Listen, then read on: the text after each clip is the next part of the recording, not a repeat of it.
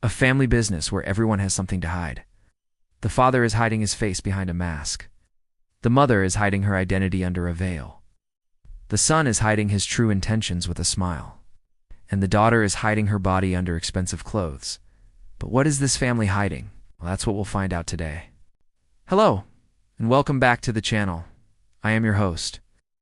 Today's story is Mafia, House of Broken Vows. This story was written by author Orion Black. We will be playing as Leo Falcone, the son of the infamous Don Diego Falcone. It all starts when our father is called for an urgent meeting with other dons of the Mafia families. Our father puts on his suit and gets ready. He takes a seat at the table with all the other dons. They are discussing how the police have been hot on their trail lately, and how they need to act quickly before it's too late. Before we continue, I would like to ask you guys for a favor. Most of you guys are not subscribed, so please consider subscribing. It really helps me a lot. Thank you. The first mission we get is to rob a casino owned by the Chinese triads. They left us with a message saying that if we want to keep doing business in their territory, we have to pay them $1 million every month. So we can either choose to pay them or steal it from them. If we choose to pay them, the Chinese will take notice, and they will try to find a way to get back at us. Either way, we lose. So let's go with stealing it. We drive up to the casino and park our car. As soon as we got outside, we see some black vans driving towards us. They're trying to ram us off the road, but we managed to escape. Now our father is known as the most feared mafia don in the city, because he single-handedly robbed one of the biggest casinos in the city, and no one even knows what his face looks like. Because of this, people started coming to us asking for protection money, so now our family business is growing. Our next big task is taking over the docks. Apparently, there's another family trying to take over our territory, so we're going to have to do something about that. We meet with our father at his office, and he tells us about the problem we have at the docks. Apparently, the other family is led by a man named Luca Viotti. He's a dangerous man, and we have to get rid of him. We drive up to the docks and see Luca's men unloading crates off the boat. We pick a spot nearby and set up an ambush. As they start to unload the crates, we open fire on them. There's nowhere for them to run. They drop the crates and try to run away. But we kill all of them. Now we own the docks. Now that we have the docks, we have become very rich and powerful. We have earned the respect of everyone in the city except for the police. They hate us.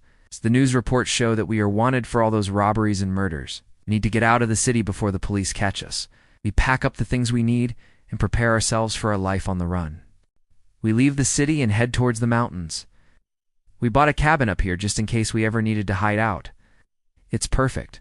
No one's going to find us here. We start making improvements to the house. We add bulletproof windows and put sandbags in front of the door. We need to be prepared because the police are going to come looking for us. Sure enough, the police found us. We're surrounding our house with their cars. We look through the window and see the SWAT team setting up their weapons. I grab my weapon and tell my family it's time to go. We made it halfway out the door when a grenade launcher came through the window. It exploded, injuring my sister. We run out of the house to take cover behind some rocks. Hear gunshots being fired everywhere. We have to get out of there. We jump into the car and speed out of there. Now we have to hide until the coast is clear. We decide to stay at a motel, rent a room, and hope for the best. We didn't think they would find us here. The police had actually planted a bug in our phone. We could hear the cops talking about us being in this motel. We knew we couldn't stay here any longer, so we decided to go to the mountains. We found an abandoned cabin in the middle of nowhere and decided to stay here. After a few days of hiding here, we became bored, so we decided to go back to the city. We thought the police forgot about us, but we were wrong. As we were driving, we heard sirens in the distance. We tried to run away, but it was too late. They blocked off the entire highway. We couldn't go anywhere. We turned the car around and tried to find another way out of the city. We found a dirt road and decided to try it out. It was really bumpy, but we made it out of the city. We kept driving until we saw a sign that said motel. We decided to stay there, parked the car, and went inside. When we walked in, we saw a man sitting at the front desk. He was an old man with a gray mustache. He looked at us and said, "Welcome to the Paradise Motel." Talked to the man at the front desk and reserved a room. Got to our room and started unpacking our stuff. We couldn't believe we were still alive. All of a sudden, we heard a knock at the door. One of the men from the Russian family stood there holding a briefcase. He opened it and showed us the contents. Inside was $1 million. They left us a note saying that they want to make a deal with us. They said that we can work together and split the profits. We agreed to meet them the next day so we can discuss the details. We met with the Russians at an abandoned warehouse. The leader of the Russians introduces himself as Dmitry, explained that he wants us to help him smuggle weapons into the country. In return, we can have half of the profit. We accepted his offer and started planning the heist.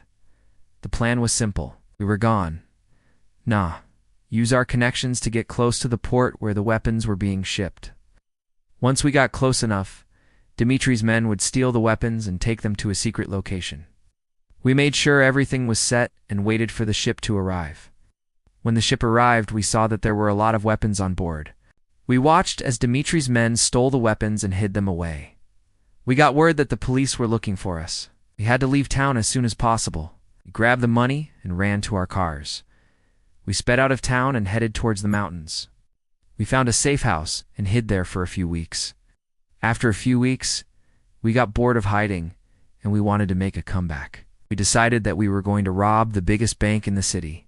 We made a plan to rob the bank and met up with the Russian family to discuss it. They weren't interested in helping us rob the bank, so we decided to do it ourselves. We studied the blueprints of the bank and figured out where the vault was located.